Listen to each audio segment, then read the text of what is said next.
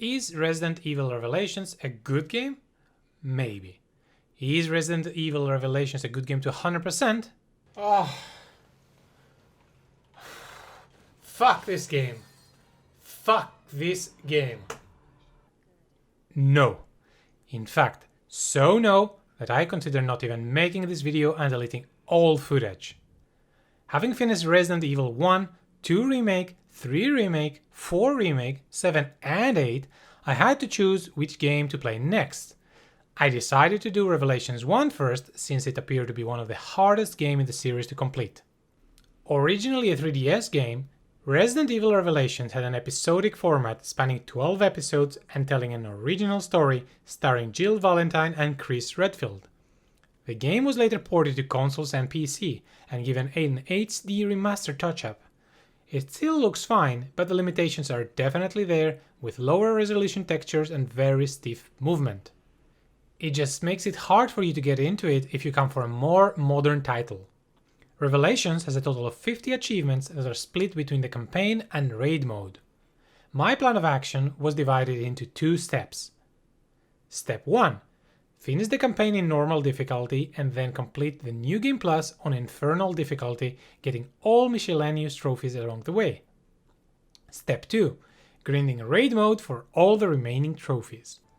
The campaign of Revelations is not terribly long and quite easy. It plays mostly on an abandoned boat and through the eyes of multiple protagonists with a bunch of TV show flashbacks. The story is ridiculous, and so are most of the characters and their motivations. There is even a guy nicknamed Jackass. Jessica, however, manages to be the worst character I have ever seen in a Resident Evil game so far. Let's not talk about her fashion choices either. The creatures have a cool aquatic appearance, and the music is actually pretty good. The game does create a nice atmosphere when playing it in small, tight and claustrophobic places. During the first stage, we play as Jill and her partner Parker. We explore this abandoned ship, and it's obvious from the beginning that things will go south. There's nothing interesting here other than setting the stage for what's to come though. We get a flashback on a beach that acts as a briefing, and receive our Genesis scanner. This is used to find hidden items like ammo and green herbs, as well as identify enemies and collectibles. Luckily, Revelations has only a couple of collectibles. Those are scanning the 30 hidden handprints and all enemies in the game. These also carry over to the next playthrough, so don't really worry if you miss any. It's right here on the beach though, where we unlock our first 2 trophies, scanning an enemy and also scanning a hidden handprint. After the tutorial, we are back on the ship and we can get the ball rolling. Progressing through the story is mostly linear, with a few key areas having a couple of roads you can take. There's also a lot of backtracking, so it's important to learn the ship's layout for later. The enemies here are called oozes, and depending on their appearance have different abilities and toughness. Tricorns are the only real ranged enemy in the game and fire projectiles at you. In true Resident Evil fashion, deflecting one with your knife will net you another trophy. It's there we found our first mini-boss called Skagdad, which has a saw for a hand, and if it grabs you, it's instant death. Dodging this attack will give us another trophy. Dodging in this game is very hit and miss, and I wonder who in the right mind thought to put it as forward just before an attack hits. What a shitload of fuck. It is also tied to a trophy for dodging 20 times, but we will get that later. In the meantime, we managed to avoid the Skagdad attack and get trophy number 4. Literally a minute later, during the same mini gauntlet of enemies, we also unlock our next achievement for killing 150 enemies. We push through the story and keep scanning and killing everything. Eventually, before the end of episode 3, we scan our 15th hidden handprint for another achievement. During chapter 3-2, we actually need to make sure to go to the solarium and purify the water of the pool. This is important for a missable achievement, so it can be done in later episodes as well. This requires some time and unlocks a chapter later. Completing episode 3 nets us the achievement for finishing episodes 1-3. We will be getting those for every 3 episodes. Now it's the time to come back at the solarium and swim in the pool. Getting in the pool gives us an achievement, but is also essential to reach some hidden areas that include a handprint collectible. During the beginning of the game, while getting to the bottom of the crew's quarters, we see a woman survivor get killed by the monsters. Turns out that woman was Rachel, the partner of Raymond, who is sort of trying to help us. He has a horrible red haircut, scary nose, and is also the former cadet of Parker. Are you still following? Probably not. It doesn't matter. Rachel, unfortunately, transformed into a special ooze monster and is pretty tough. You cannot kill her permanently until the later parts of the story. Every time you meet her and deal a certain amount of damage, she will flee and enter a duct. You know she's going to flee because she will scream, "It hurts, it hurts." She will continuously flee from each area until the final showdown in the cafeteria near the beginning of the game. The goal here is to actually drain her HP to 0 before she makes it there for a trophy. This is quite challenging on her first playthrough as it needs precision and timing with your grenades and probably all your ammo. If you miss just one timing, she will run away, and she runs fast. It took me at least 25 tries and reloads on the first playthrough to finally get this achievement. It's honestly better to come back in New Game Plus when you're much more powerful, but I am stupid and stubborn and wanted to get this done now. Up to this point, I never really had to dodge much. You can defeat monsters more strategically by using grenades or hitting them in their weak spots.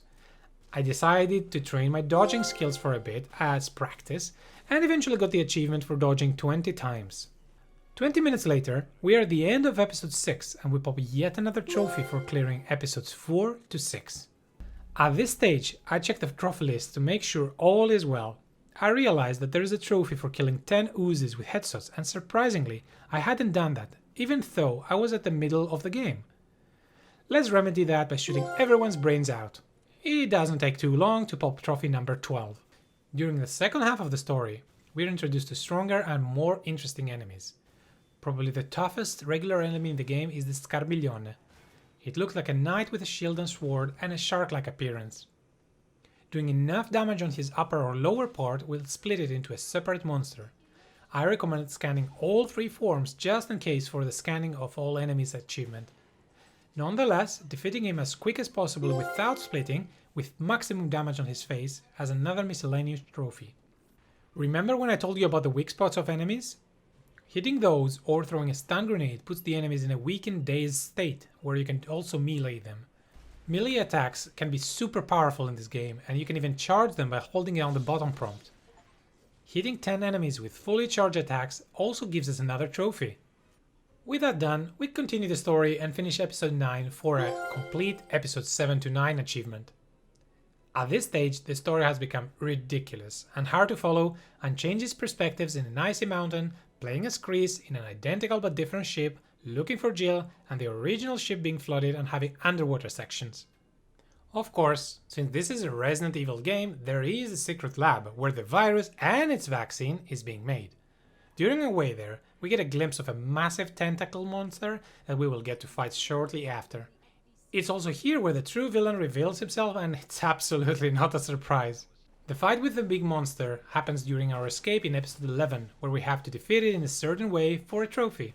Not long after the fight begins, our helicopter friend will throw us a rocket launcher that will insta-kill the monster. However, our goal here is to kill it the old-fashioned way with our own weapons. It's not terribly tough, but it does drain all your ammo the first time around. We get our achievement and reload the fight in order to save our resources. The monster also needs to be scanned, which I totally forgot during my first playthrough. No problem though, we will do it in Infernal. We are in the final stretch of the campaign. We infiltrate a third wrecked ship where the terrorist supposedly hides, and we confront him. It is here where we scan our last few handprints to receive the 30 hidden handprints achievement. Norman is considered one of the hardest bosses of Resident Evil games, but once you realize what to do, it's really not that hard. It's like a more agile version of a tyrant with teleport abilities. His weak spot is the pulsing bulb on his back and his exposed heart. Norman has 3 stages. The first one is simple, and he teleports in front of you and on your back. After 75%, he adds more attacks and clones to the mix. At 50%, he goes into stage 3, where the heart is permanently exposed and he becomes very strong and aggressive. Here though, you can stun him eventually and attack his back for maximum damage. It took a few tries, but it's Infernal difficulty that really needs attention. Oh, by the way, Norman also needs to be scanned, and if you did it right, the trophy will pop up here. Once you defeat Norman, you have beaten the game. For our efforts, we receive a total of 4 trophies. 1 for finishing episodes 10 to 12, 1 for beating the game in normal difficulty, one for beating the game in normal difficulty or higher without dying, and one that unlocks for the casual difficulty that stacks with the others. Beating the game without dying is actually not that hard. Just save often, and if you die, do not hit continue. Go back to the main menu and reload the save. Right now, there's only 3 achievements left in the campaign of Resident Evil Revelations. Playing the game in Infernal difficulty New Game Plus is a walk in the park, since you have all weapons and ammo from your first run. Only Norman is a bit of a tough guy and required a few restarts. On the way, I made sure this time to pick up the last remaining miscellaneous trophy, where you have to toss a shock grenade in the water to kill 3 enemies simultaneously. And I finally scanned the Malakota boss for the Scan All Enemies achievement.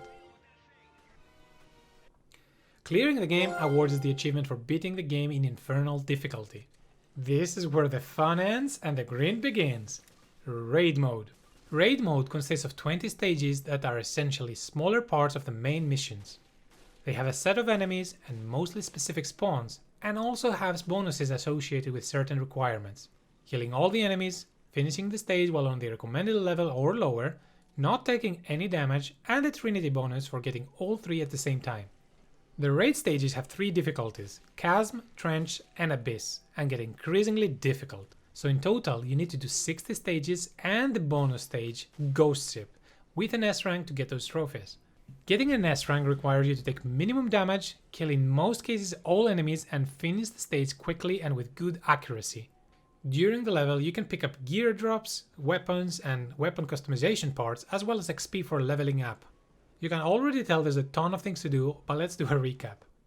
Getting level 50, clearing all stages in Chasm, Trench and Abyss, getting an S rank in all those stages, completing the bonus stage Ghost Ship, getting 50, 100 and 150 stage bonuses, obtain all super rare weapons, killing 10,000 enemies, dealing 100,000 damage on an enemy, clearing a level while 5 levels below recommended, landing a fully charged attack with a co-op partner, this is a multiplayer trophy, and spend 1 million points in the store.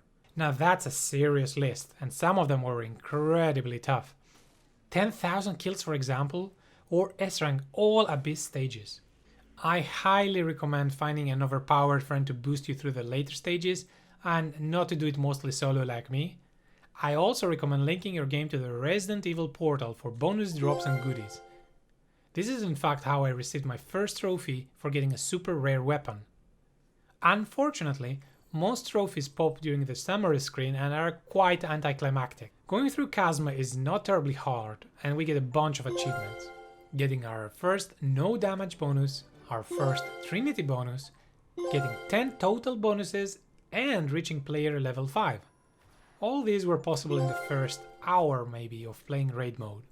Things start to become a bit slower here, but we eventually grind our way to level 10 for the relevant trophy, managed 50 bonuses, obtaining all super rare weapons with the help of Resident Evil Net, and finally finishing all Chasm stages. I tried getting an S rank in all stages before progressing, so I replayed mission 20, finally getting the trophy for all S ranks in Chasm difficulty. Trench is a whole different game. Harder enemies, more enemies, and different spawns.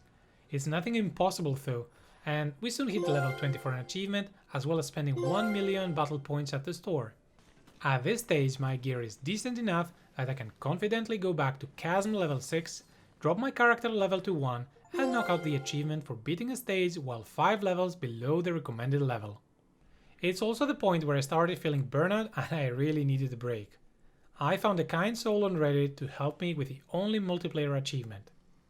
Both players have to land a fully charged physical attack on an enemy. It needs some timing, but it's very easy and can be done in the first enemy of the game. Here it is popping.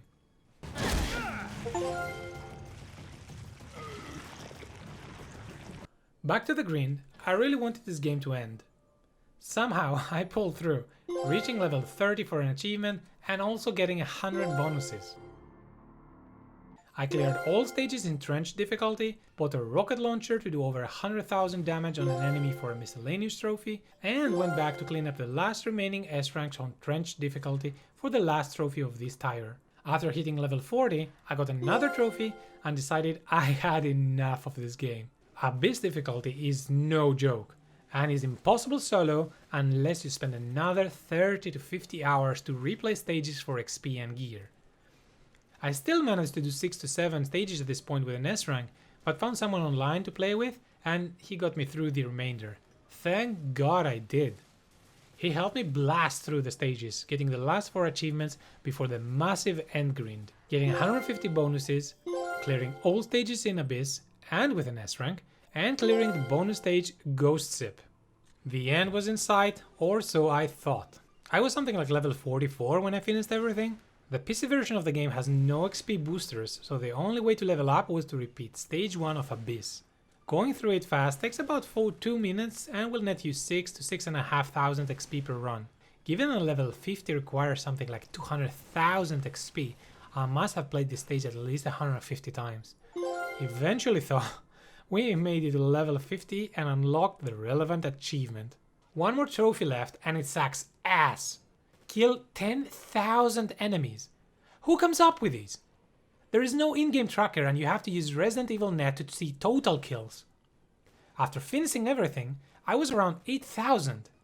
Those include your campaign kills though, so I estimated them to be around the 900 mark for both playthroughs. So what did I have to do? I had to replay stage 16 of Chasm maybe 100 times non-stop. It nets you 42 kills in 2.5 minutes for approximately 900 kills per hour.